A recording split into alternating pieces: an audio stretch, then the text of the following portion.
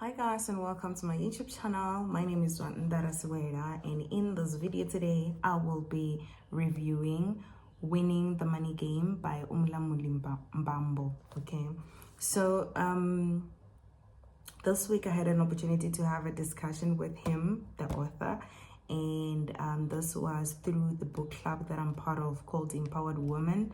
The founder of the book club is Mlamuli. And in the month of March, we were reading Winning the Money Game.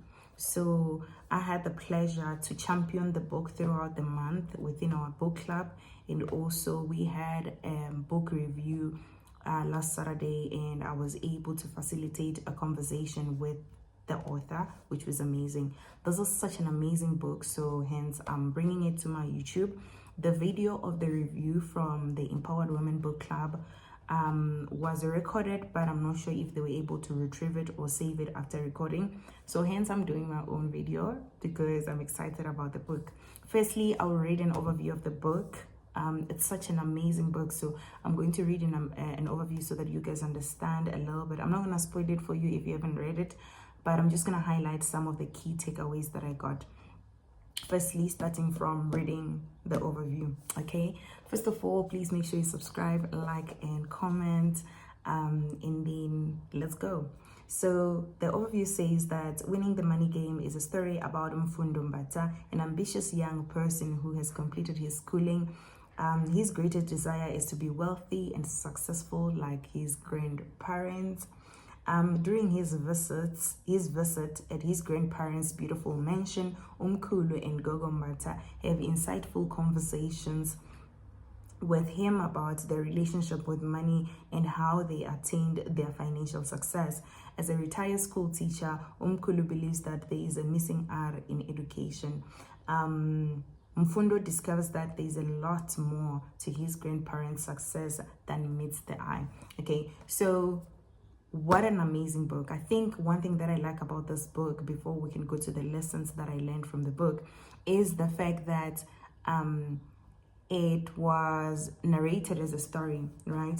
So it's not this is the product and this is how it works. I find those books very difficult to read, especially for beginners. This book is a story, and within the story you get to see how different financial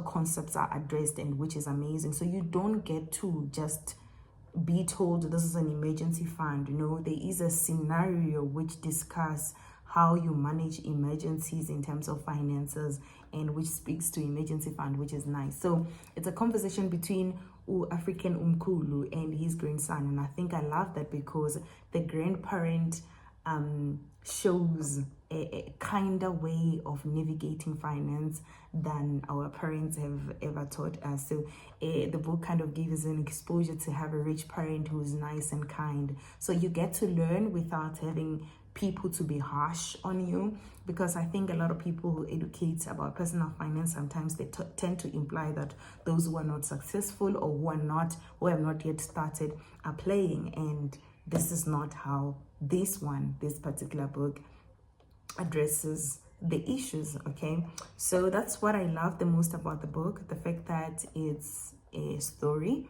and the fact that it doesn't use jargons. It's just use a day-to-day language and how money kind of impact our lives. So of course, as you heard from the overview, Umfundo is getting lessons of how he can navigate his working life or his future now that he has just graduated and he's going to start working. Okay, so like I said, I had a conversation with the author, so I will highlight some of the lessons that he mentioned during the book review, and I will also add some of my own. Number one, he mentioned that you need to understand where the foundation of your relationship with money comes from. For an example, he highlighted that he remembers when he thinks about money, or the first encounter he had with money was with his mom. When he asked his mother for money, she would say, well, I don't have, and this is my money, not our money. And that has driven two behaviors from him. One, he now knows that money is being worked for because it's not ours, it's mine. Number two, he's a little bit stingy because it was never freely handed out to him as well, right? So in the scenario, we learn that these foundations that we have drive the way we relate with money now. So you have to have an awareness of where the foundation of your relationship with money comes from, so that you can tackle some of the issues that you have with your finances that way from the roots. Okay, so of course there's a lot of negative connotation about money, which are highlighted in the book as well. You know, people think that if you're rich, uni snake, what. Those also are scenarios that develop because of the foundation we have with money, and that are driven maybe by the society or the community in which we live around. And you have to think, what does that kind of thinking do to me and my relationship with money? If this is what you think about money, do you think money will be attracted to you? And I think the question he asked to the audience during the book review is that if money was a partner, would it marry you, right? And if the answer is no, that means you have to take more care of money and it will start loving you, right? The second point that he brought up was in regards to young people and fleshy lifestyle, and this is relatable. I think I speak a lot about this on my Facebook. It's relatable because a lot of young people graduate and they go and get themselves into a lot of debts.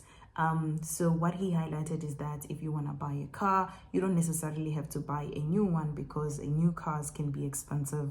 However, he is aware that buying a second-hand or car through an auction come with a little bit of risk. So to mitigate those risks, you can go and buy with someone who's clued up about cars, just so you can minimize the risk exposure, right? So those are some of the things that he highlighted. My lesson was, when I was reading the book, is that you need to save to invest. You don't just need to save. You need to save so that in future you can buy an asset that can generate income. Ultimately, you want your assets to be able to generate income while you do little to no effort, right? We thrive to have passive income. Okay, don't just save so that you can invest, and investments will generate income for you. It's spoken about in the book. Umkhulu was telling Umfundo that he saved a certain portion of money so that he could buy taxi, or an opportunity to buy taxi came, and then he was able to invest because he was already saving. Okay, so another one is affordability versus approval, right? So when the bank says you are approved of something, it doesn't necessarily mean that you should buy it, because they're determining how your affordability looks like, right? Let's say, for an example, you have a disposable income of 5,000. The bank is most likely coming and say you can afford a car of 5,000, but they're not thinking that Uzwanda needs to go back to school, Uzwanda needs to save for this and that and that. So take the power of your money back by determining how much you can afford before you can even go and apply for any loan. Okay, so another one that is spoken about is compound interest and the importance of compound interest. So as young people, we have, I'm still considering myself young. As young people, we have the advantage of time and compound interest on our side, right? So if there's things that determines the return that you get, is the money you put in, the time, the length in which you put that money for, and the interest rates you get, right? So when you have the time, it means that the interest rate you're going to get, it will generate more interest rate over the time in which you put your money. So start early so that more interest rate can generate more interest rate and can generate more interest rate. I think they have an example of that in page 84, showing someone who had an investment between the age of 24 to the age of 30, and they were contributing 250 monthly for just 6 years. And the total amount that they paid was 18,000, but it accumulated at the age of 65. This person had 479,000, right? And there was someone who was also contributing the same amount, which is 250, but they did it for 30 years. And the total amount that they did they put in was 90,000, and at the age of 65 they had 425, which was less than the amount in which at Tando, who invested from 25 years to 30 years, got. So Tando started at 24, at 30 she stopped, right? But she has more money, which is only 6 years. But Utebuho started at 35 and stopped at 60, meaning that Tebuho invested for 30 years, but for that 30 years, he actually made lesser money than Utando. So it's the power of compound interest. Start early so that time can be on your side, right? That's it from my side. I think that's enough. Let me know if you feel like this is a book which you can read. What I can say is this book is jargon free, so any person of any level of personal finance can read it, because they also address some of the principles you can get or you can use for your business. So it's such a lovely book. Cheers.